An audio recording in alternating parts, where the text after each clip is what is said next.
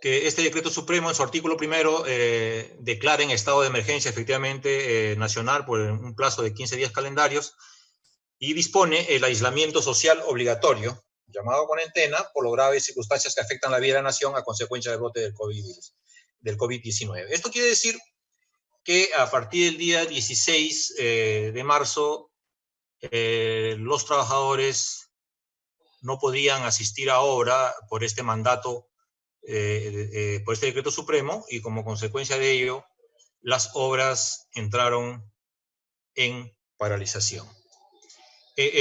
Tomado también el artículo cuarto de este decreto supremo, porque acá describe las limitaciones al ejercicio del derecho a las libertades de tránsito de las personas durante la vigencia de estado de emergencia nacional y de cuarentena. Las personas únicamente pueden circular por las vías de uso público para la prestación de acceso a los siguientes servicios y bienes.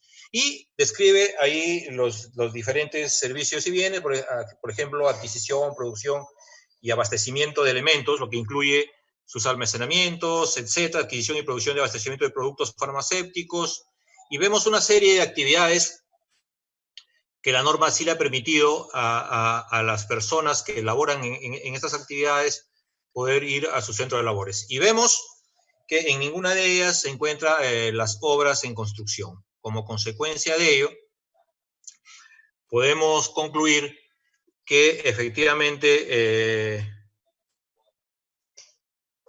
las obras han sido paralizadas. Al ser estas paralizadas, tanto el contratista, la supervisión y el contratante, que en este caso es una entidad pública, han tenido que tomar acciones en el marco de la normativa, en el marco del contrato, en el marco de la ley de contrataciones y su reglamento, y alguna normatividad complementaria si es que esta se requisiese. Entonces,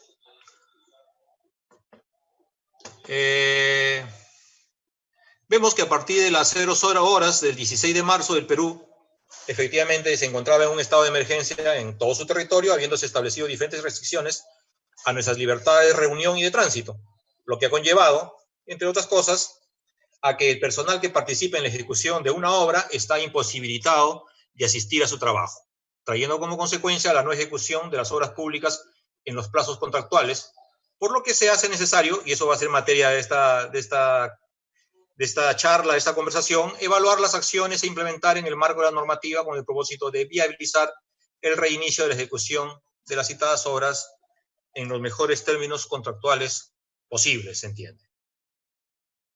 Bien, y ahora, en lo que es obra pública, vamos un poco a conversar cuáles son las soluciones que tiene prevista la ley y el reglamento de contrataciones del Estado cuando una obra se ha paralizado en virtud de este decreto supremo 044/2020. Entonces, el reglamento de la ley de contrataciones establece dos posibilidades. La primera es ir bajo un tema de ampliación de plazo, y después vamos a recordar un poco cuál es el procedimiento a seguir para una ampliación de plazo. Y el reglamento también da otra solución, que es la suspensión del plazo de ejecución. Con lo que respecta a la suspensión del plazo de ejecución, es muy importante indicarles que el reglamento sufrió una modificación mediante el Decreto Supremo 377 del año pasado, del Ministerio de Economía y Finanzas, cuya publicación fue el 14 de diciembre de 2019. Esta presentación ha intentado hacer el análisis con respecto al reglamento sin la modificación de esta última norma, por cuanto estimamos que todavía no hay contratos vigentes con esta modificación del reglamento. Si alguien tiene alguna modificación con respecto al reglamento, algún contrato vigente, lo podemos conversar sin ninguna dificultad. Bien, entonces decíamos que nos supone dos posibilidades. Una, irlo por la ampliación de plazo clásica, y la otra irla por la suspensión de plazo de ejecución. Y cada una de ellas vamos a intentar identificar y explicarles cómo se podría aplicar. Ahora vamos al tema de ampliación de plazo, cuya consecuencia es puede solicitar la ampliación de plazo para de las siguientes causales ajenas a su voluntad. Sabemos que esta normativa es ajena a la voluntad de este decreto supremo 044 de la cuarentena, es ajena a la voluntad del contratista. Siempre que modifique la ruta crítica del programa de ejecución de obra vigente al momento de la solicitud de ampliación de plazo. Bien, nosotros sabemos que al paralizar la obra, ninguna actividad de la ruta crítica se va a ejecutar. Como consecuencia, o per se, sí afecta la ruta crítica del programa de ejecución de obra. Como consecuencia, sí sería una causal de ampliación de plazo. Ahora, vamos a analizar de las 3 causales que establece el reglamento, cuál de ellas sería la que tendríamos que utilizar para luego hacer nuestra anotación en el cuaderno de obra que corresponda. Y la primera dice A, atrasos y o paralizaciones por causas no atribuibles al contratista. El B, cuando es necesario un plazo adicional para la ejecución de una prestación adicional. No vamos a explayarnos en esto porque no viene al tema, porque esto no es un adicional. Y cuando es necesario un plazo adicional para la ejecución de mayores metrados, que tampoco es el tema de hoy día. Entonces, está tipificada la causal como atrasos y o paralizaciones, por cuanto hemos dicho que la consecuencia de la aplicación del Decreto Supremo 044 del año 2020, PCM, es la paralización de la obra. Entonces, sí se podría utilizar el tema de una ampliación de plazo.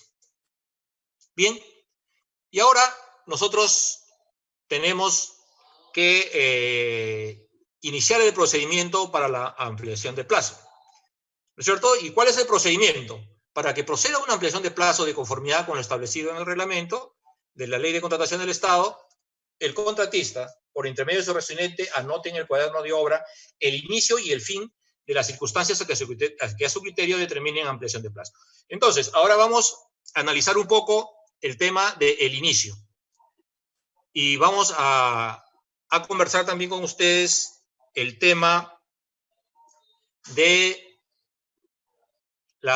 si el residente está presente, no está presente, recordando que nuestro presidente de la República dio un mensaje a la nación el día domingo 15 por la noche, ¿no es cierto?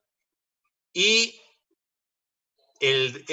se publicó en El Peruano, en la página digital del Diario Oficial del Peruano, el Guarnido de Normas Legales, este decreto supremo. Como consecuencia, de acuerdo a la normativa, el decreto supremo entra en vigencia al siguiente día, o sea, el 16 desde las 00 horas. Entonces, como esta acción determinaba que se tenía que guardar cuarentena, entonces es posible que esa misma noche los profesionales hayan salido a sus casas de origen, a donde viven, a su ciudad de origen, o no, ¿cierto? Pero el hecho concreto es que ¿cuándo es que se inició la causal? ¿Qué fecha? Podríamos nosotros decir que es el 15 o el 16. El 15, el presidente, como habíamos dicho, nos hizo su mensaje a la nación donde todo el país tuvo conocimiento de este evento, y el mismo 15 se publicó también por la noche en el Diario Oficial del Peruano. Entonces, pero acá hay un tema, el inicio causal, para nuestro entender, no es el 15, sino es el 16, por cuanto el decreto supremo de 044 entraba en vigencia el 16 de marzo.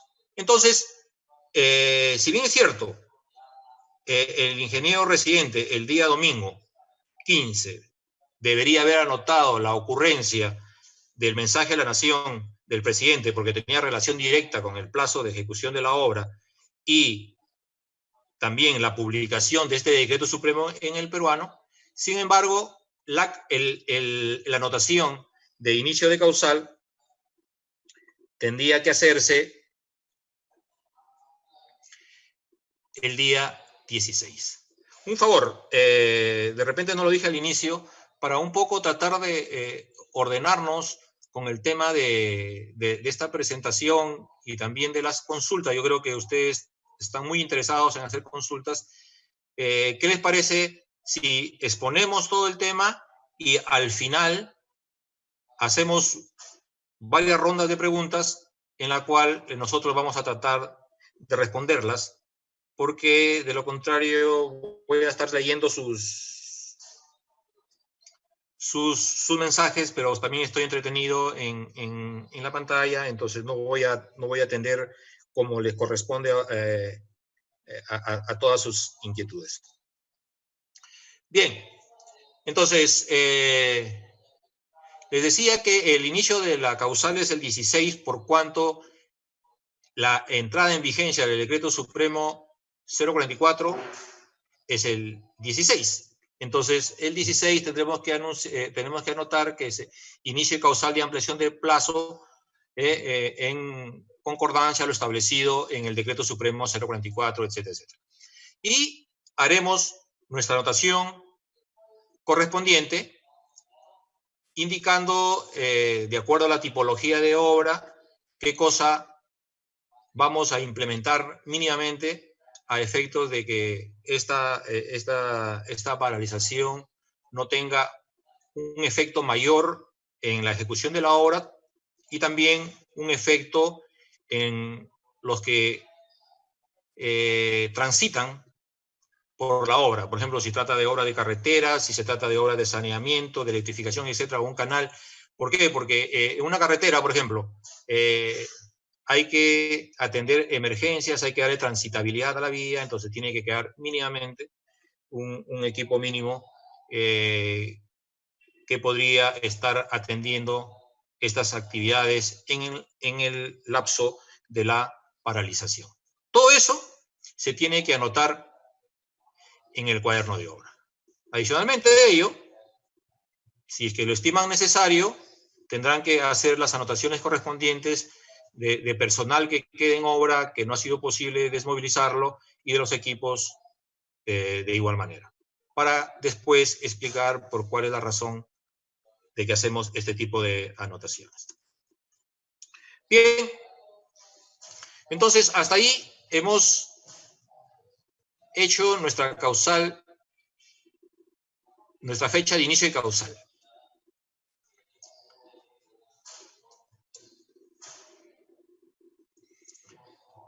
Tenemos la fecha de inicio, tenemos la fecha posible de fin de causal, ¿no es cierto? Que en este caso, si empieza ha empezado el 16 y el decreto supremo tiene 30 días, es posible que la fecha del fin de causal sea el 30 de marzo. Sin embargo, de acuerdo a lo que nos ha dicho el presidente ahora en una conferencia de prensa, el día de mañana estarían evaluando la posibilidad de ampliar esta cuarentena. En cuyo caso, bueno, se podrá continuar y no se podrá anotar el fin de causal hasta que esto ocurra. No viene mucho al caso explicarles cuando las ampliaciones de causales que no corresponden con el periodo, porque en realidad estamos hablando de una paralización de obra, no hay más de una causal en esa paralización.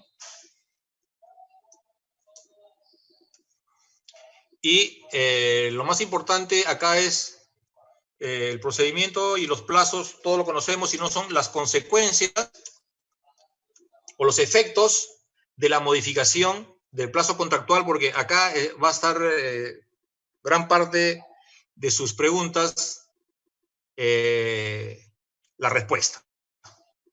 Las ampliaciones de plazo en los contratos de obra dan lugar al pago de mayores costos directos y mayores gastos generales variables, ambos directamente vinculados con dichas ampliaciones. Entonces nos dice que las ampliaciones de plazo tiene dos efectos económicos importantes: el pago de costos directos, de mayores costos directos, y el pago de mayores gastos generales variables. El gasto general variable, ya sabemos que es el gasto general ofertado entre el número de días ofertados. Eso es el gasto general variable diario. Y por el número de días de la ampliación. Y el tema de mayores costos directos. En principio debemos analizar qué significan costos directos. Los costos directos están relacionados ¿a qué? A los análisis de precios unitarios, al listado de insumos en general que es el producto de los análisis de precios unitarios y los metrados, ¿cierto? Entonces, hemos sido afectados, no, porque no olvidemos que tenemos que esto, más abajo vamos a ver que cuando es por paralización deben estar debidamente acreditados. Entonces, por ejemplo, acá hay una pregunta que la voy a efectuar de César Aguirre, por ejemplo, ¿no? Si el contratista cuenta con maquinaria propia, la entidad debe de reconocer los gastos por esa maquinaria parada. Entonces, la respuesta que yo le puedo dar es que los equipos sean propios o sean alquilados y si ha tenido un efecto en el producto de la paralización, tendrían que ser pagados. El tema es cómo es que el contratista va a poder sustentar, va a poder acreditar esa afectación, ¿no? Porque acá dicen mayores costos directos, o sea, mayores significa, o sea, el contratista va a gastar más de lo que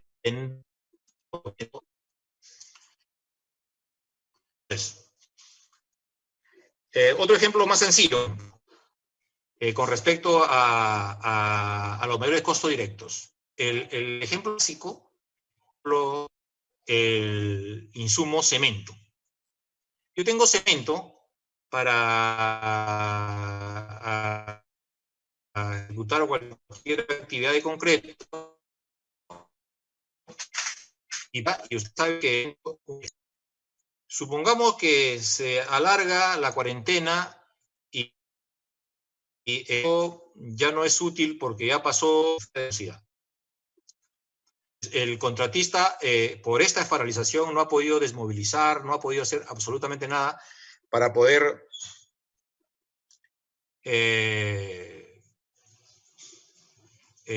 retirar ese cemento a otras actividades. Como consecuencia de ello, tendrá que demostrar y tendrá que acreditarlo con las facturas y con los ingresos al almacén de obra y podrá acreditar, ¿no?, vía verificación, obviamente, de la supervisión y de la entidad, si así lo requiere. Entonces, los costos directos se encuentran de bienes y forman parte de aquellos conceptos que integran la estructura de costos de la oferta económica del contratista, que ya le hemos explicado. El tema de los mayores gastos generales, para el caso de una ampliación de plazo que no devenga de una paralización, sí es mediante la formulita respecto de los gastos generales variables ofertados entre el plazo ofertado. En caso sea producto de una paralización, como lo vamos a ver, o como estaba en las diapositivas anteriores, se tiene que también estos gastos generales acreditarlos.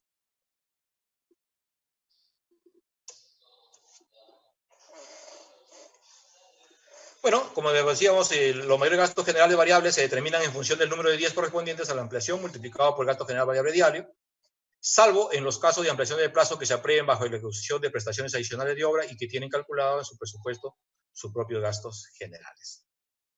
Ese es para una ampliación de plazo normal.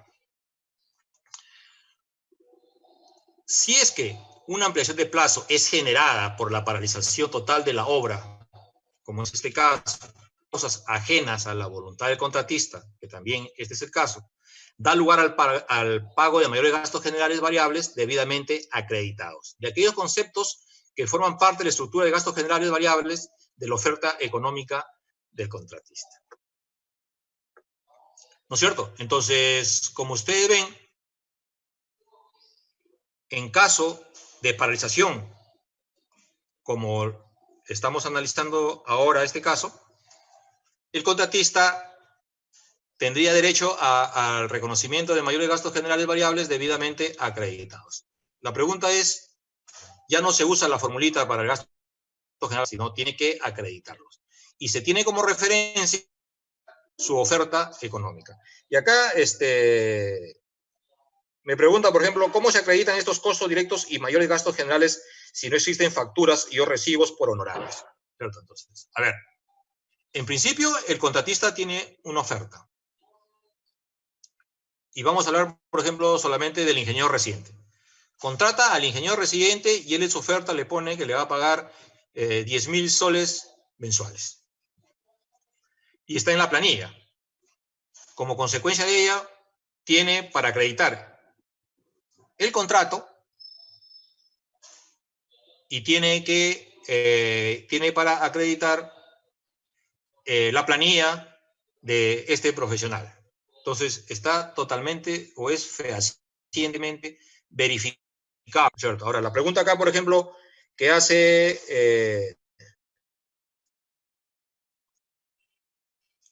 Robert Carrasco, por ejemplo, Canales. ¿Cómo se acreditan estos costos directos y mayores gastos generales si no existen facturas y o recibos por honorarios? Puede ser mediante cuaderno. Entonces, podría ser que el cuaderno de obra sea uno de los documentos que acredite estos conceptos. Sin embargo, no es un documento, a mi parecer, fehaciente como para verificar que efectivamente se ha realizado el gasto o el pago. Entonces,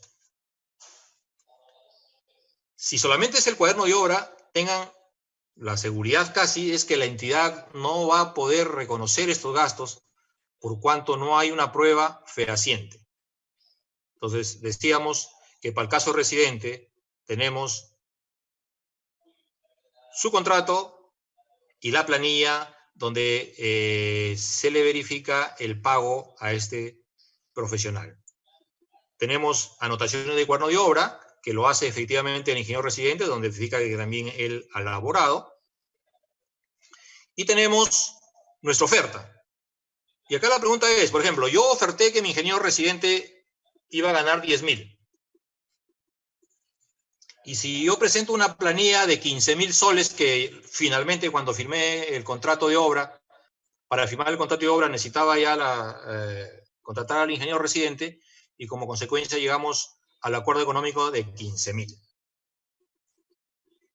La norma establece bien claro aquellos conceptos que forman parte de la estructura de gastos estables de la oferta económica. Yo puedo pagar o el contratista podrá acreditar fehacientemente hasta 10 porque así ofertó, ¿no es cierto?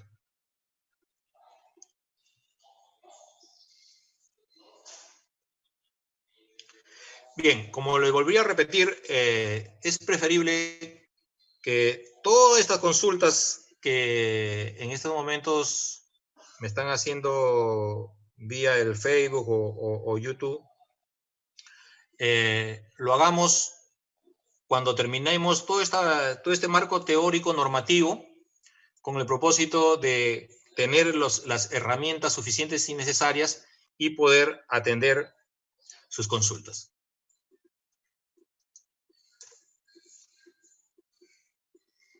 Bueno, los riesgos, y esa son ya la parte que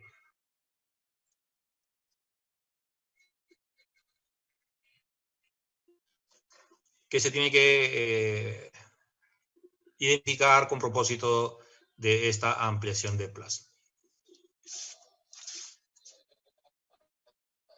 Bueno, vemos que si hay discrepancias respecto a la formulación de una valorización de mayores costos directos y gastos generales variables, se someterán esta a la JRD cuando corresponda o se resuelve la acción del contrato sin perjuicio del pago de la parte no controvertida. Y esto, ¿por qué lo traigo a colación? Porque es un tanto difícil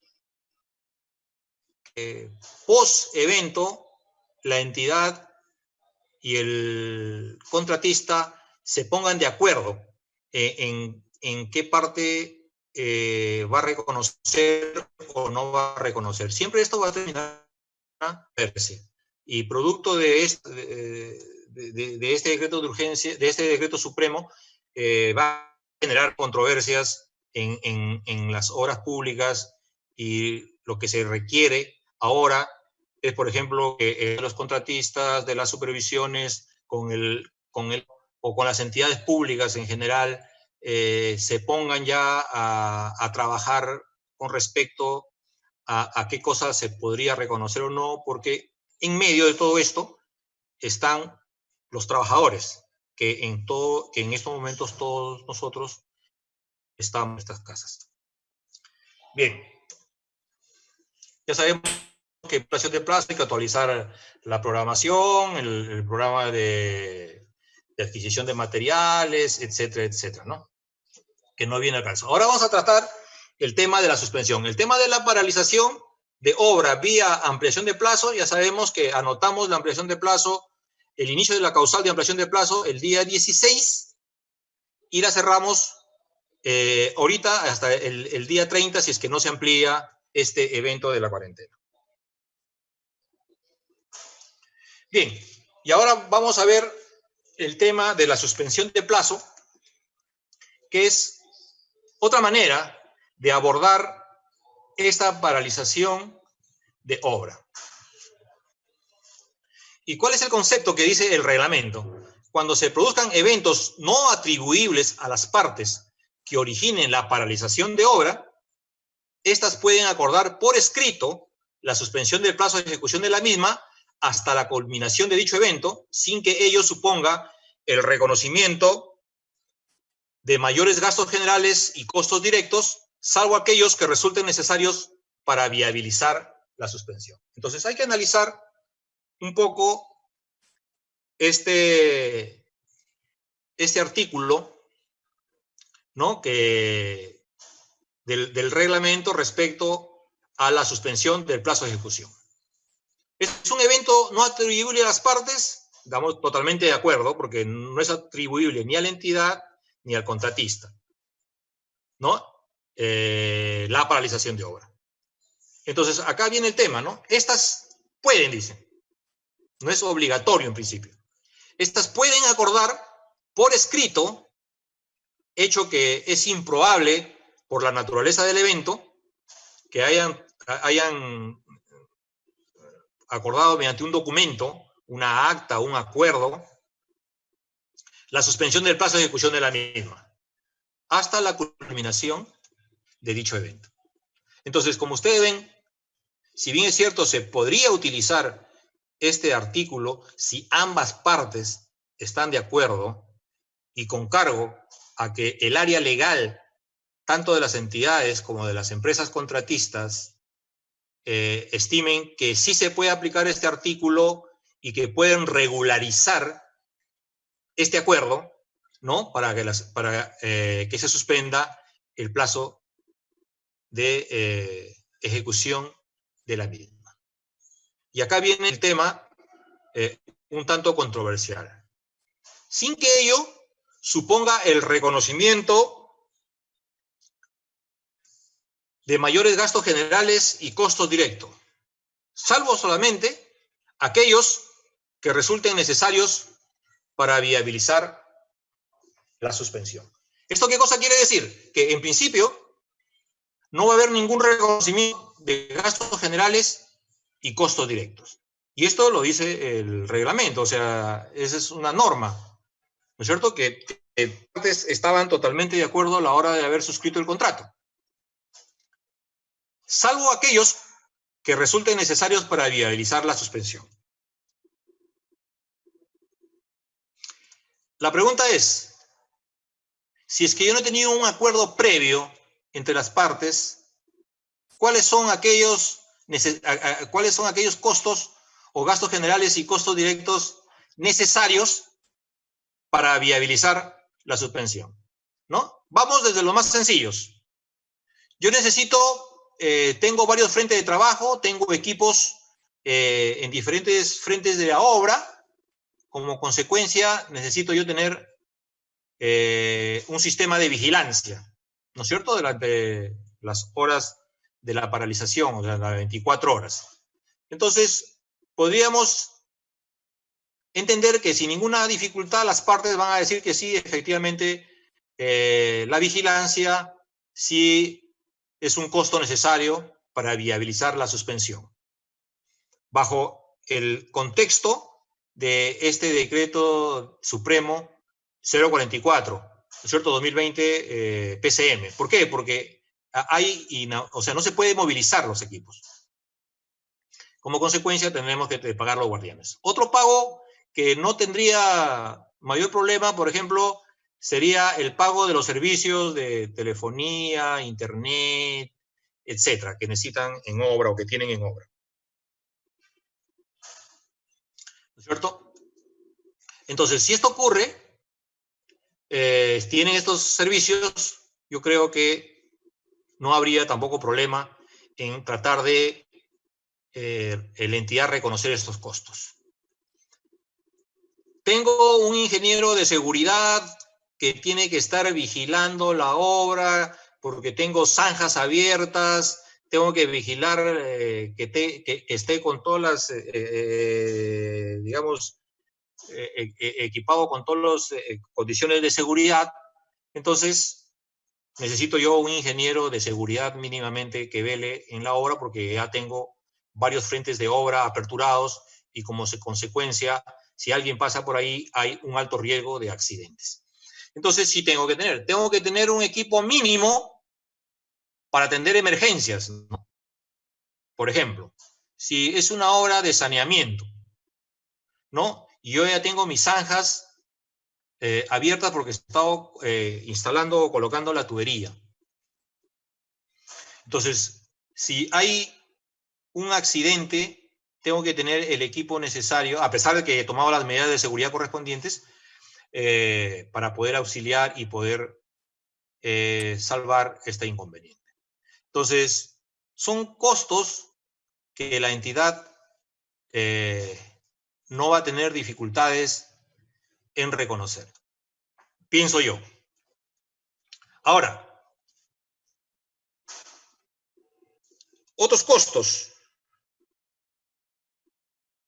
Por ejemplo, por ahí había varias preguntas. El equipo que yo tengo parado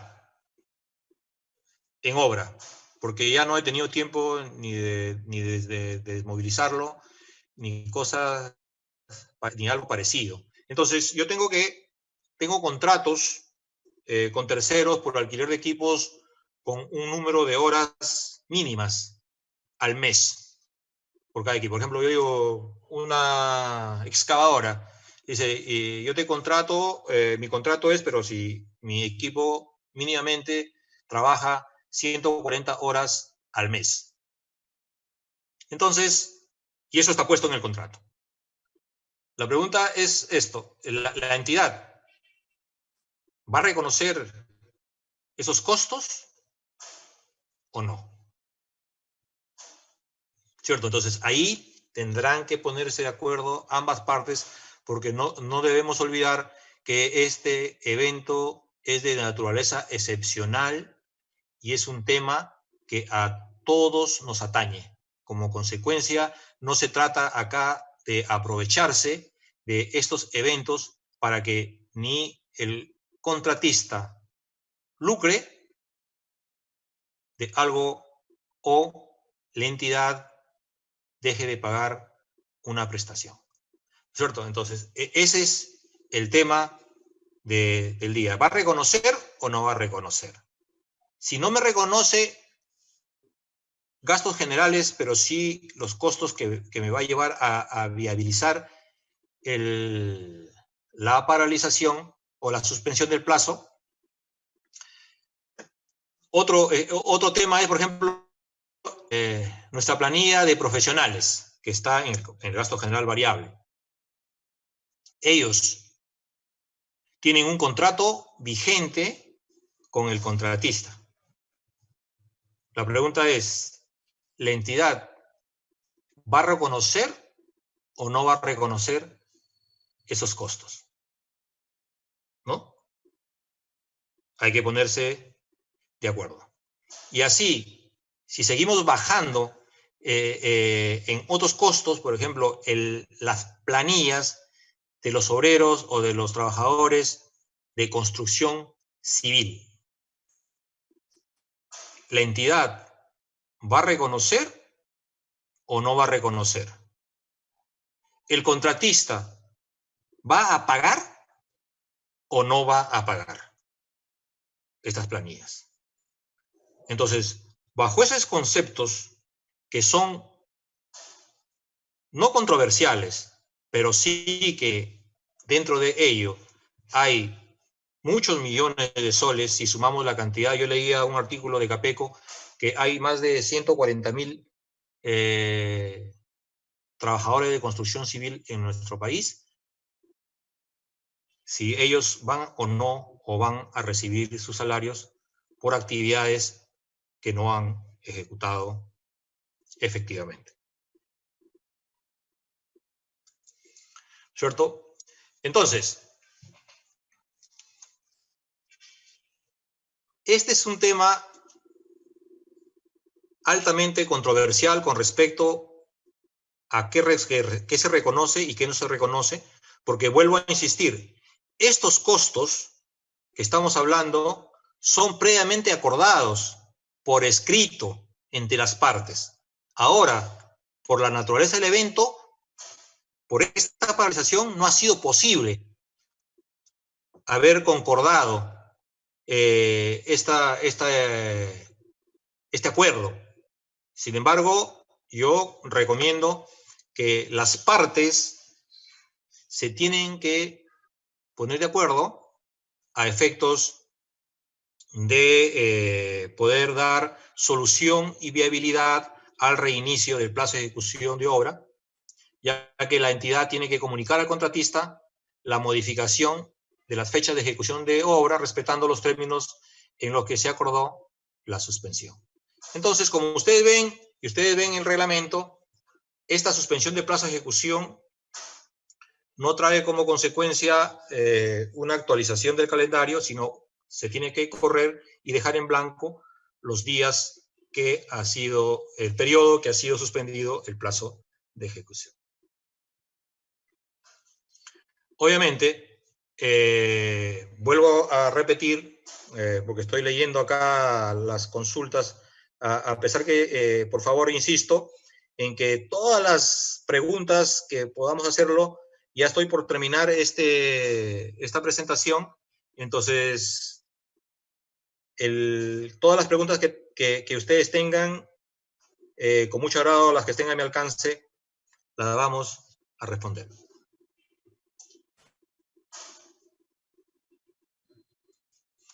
Y esto es algo también que atañe a la gestión de una obra pública, por eso es que dice, cuando se produzca la suspensión del contrato de obra, según lo previsto en el numeral precedente, corresponde también la suspensión del contrato de supervisión. Bueno, eso es un poco lógico, ¿no? Si no hay obra, no hay que supervisar, sin que ello suponga el reconocimiento de mayores gastos generales y costos directos. Le aplican la misma norma también, o las mismas condiciones, perdón, a la supervisión, salvo aquellos que resulten necesarios para viabilizar su suspensión.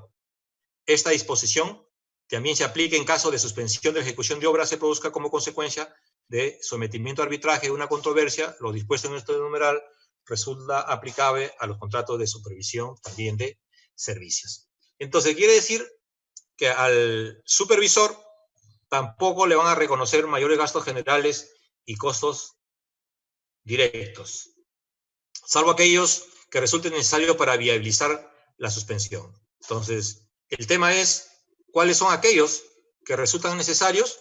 Por su naturaleza de la redacción, se entiende que es para cada caso. O sea, cada caso tendrá sus propios gastos que son necesarios para viabilizar la suspensión, ¿no? Sin embargo, entiendo que también la supervisión tiene sus planillas y tiene sus costos que va a tener que reclamarlas a la entidad, debidamente acreditados, obviamente, y de no ponerse de acuerdo, tendrán que usar los instrumentos que da el contrato, la ley y el reglamento con respecto a solución de controversias cuando no nos ponemos de acuerdo. Bueno, ya sabemos que el contratista también, solamente como información, puede suspender el plazo de ejecución, ¿no? Unilateralmente, se entiende, en caso de que la entidad no cumpla con el pago de 3 valorizaciones consecutivas. ¿No es cierto? Entonces, si es que no me paga 3 valorizaciones consecutivas, a pesar que yo le he requerido el pago a la entidad y no me paga por lo menos una de ellas, entonces dice que si venció el plazo de incumplimiento continuo, el residente anotará en el cuaderno y procederá a la suspensión del plazo de ejecución, en cuyo caso sí le corresponde gastos generales acreditados. Bien, entonces, como resumen de esta pequeña charla, es que la paralización generada por la cuarentena, por este decreto supremo 044-2020 PCM, puede solucionarse dentro de los alcances de la ley de contrataciones y su reglamento por 2 vías. Una, por vía ampliación de plazo, en cuyo caso reconocerán el gasto general acreditado y otros costos directos, otros mayores costos directos también acreditados, y seguiremos todo el procedimiento de una ampliación de plazo. Y la otra vía es la suspensión del plazo de ejecución, en la cual tendrán que previamente, vía regularización, ponerse de acuerdo y firmar el acta o el acuerdo, entre comillas, cuáles son los costos a reconocer por parte de la entidad para viabilizar dicha paralización. Bien, entonces, habiendo concluido